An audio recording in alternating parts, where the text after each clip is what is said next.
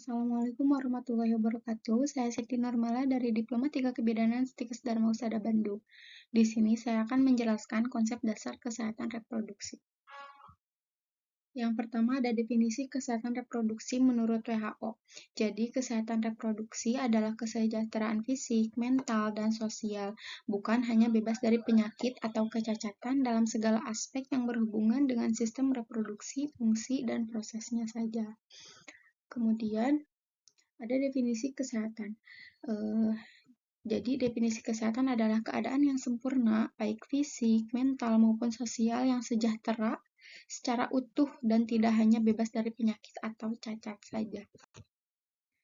Yang selanjutnya, ada definisi reproduksi. Seperti yang sudah kita ketahui, bahwa salah satu ciri dari makhluk hidup adalah memiliki kemampuan untuk melakukan perbanyakan diri.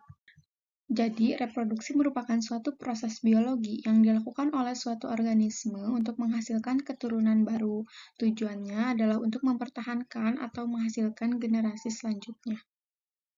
Kemudian, ada 4 komponen CASPRO. Yang pertama ada kesehatan ibu dan bayi baru lahir, kemudian ada keluarga berencana, yang ketiga ada kesehatan reproduksi remaja, dan yang terakhir ada pencegahan dan penanggulangan infeksi menular seksual atau yang disingkat dengan IMS, kemudian ada HIV/AIDS.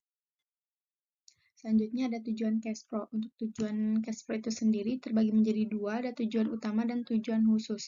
Untuk tujuan utama CASPRO itu sendiri adalah memberikan pelayanan kesehatan reproduksi kepada setiap individu dan pasangannya secara komprehensif, khususnya pada remaja, agar setiap individu mampu menjalani proses reproduksinya secara sehat dan dapat membawa pada peningkatan kualitas hidupnya. Kemudian yang kedua ada tujuan khusus kesehatan reproduksi, itu yang pertama ada meningkatkan kemandirian wanita dalam memutuskan peran dan fungsinya.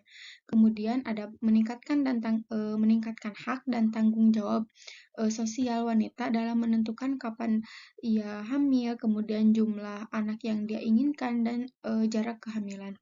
Yang selanjutnya ada meningkatkan peran dan tanggung jawab sosial pria terhadap perilaku seksual dan fertilitasnya kepada kesehatan dan kesejahteraan pasangan anak-anak. Kemudian yang terakhir ada dukungan pria dalam membuat keputusan, mencari informasi, dan layanan yang memenuhi kebutuhan kesehatan reproduksi.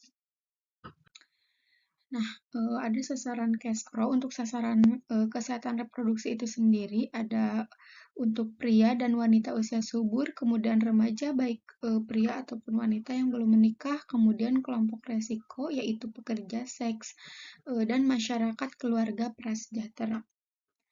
Nah, kemudian ada sejarah kesehatan reproduksi. Sejarah perkembangan kesehatan reproduksi sudah mulai dirintis sejak terjadinya peningkatan penduduk yang semakin cepat di banyak negara mulai menimbulkan keprihatinan.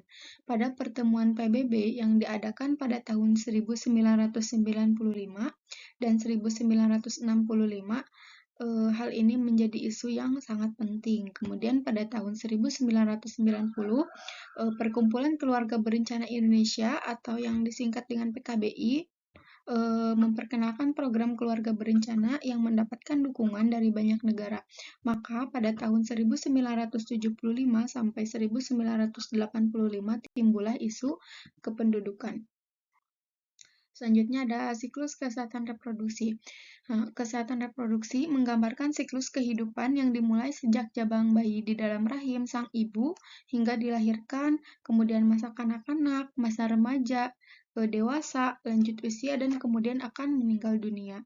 Nah, kesehatan siklus reproduksi itu sendiri dapat dibedakan menjadi dua tahap utama, yaitu tahap perkembangan folikel atau yang disebut dengan fase folikuler, dan ada tahap perkembangan corpus luteum atau fase luteal. Kemudian kebijakan pemerintah Indonesia tentang kesehatan reproduksi itu ada di Peraturan Pemerintah Nomor 61 Tahun 2014 tentang kesehatan reproduksi. Jadi, kesehatan reproduksi adalah keadaan secara fisik, mental, dan sosial secara utuh, tidak semata-mata bebas dari penyakit atau kecacatan yang berkaitan dengan sistem, fungsi, dan proses reproduksi. Kemudian ada pelayanan terpadu, itu yang pertama diberikan untuk kesehatan ibu dan bayi baru lahir, kemudian keluarga berencana, kemudian kesehatan reproduksi remaja, selanjutnya pencegahan dan penanggulangan infeksi menular seksual atau yang disingkat dengan IMS, kemudian HIV/AIDS, kemudian pencegahan dan penanggulangan komplikasi, dan yang terakhir ada pencegahan kanker pada usia lanjut atau lansia.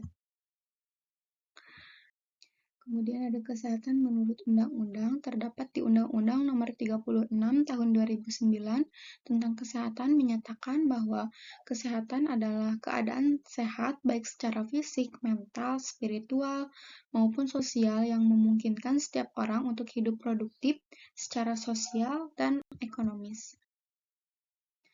Mungkin itu saja yang dapat saya sampaikan, kurang lebihnya mohon dimaafkan. Wassalamualaikum warahmatullahi wabarakatuh.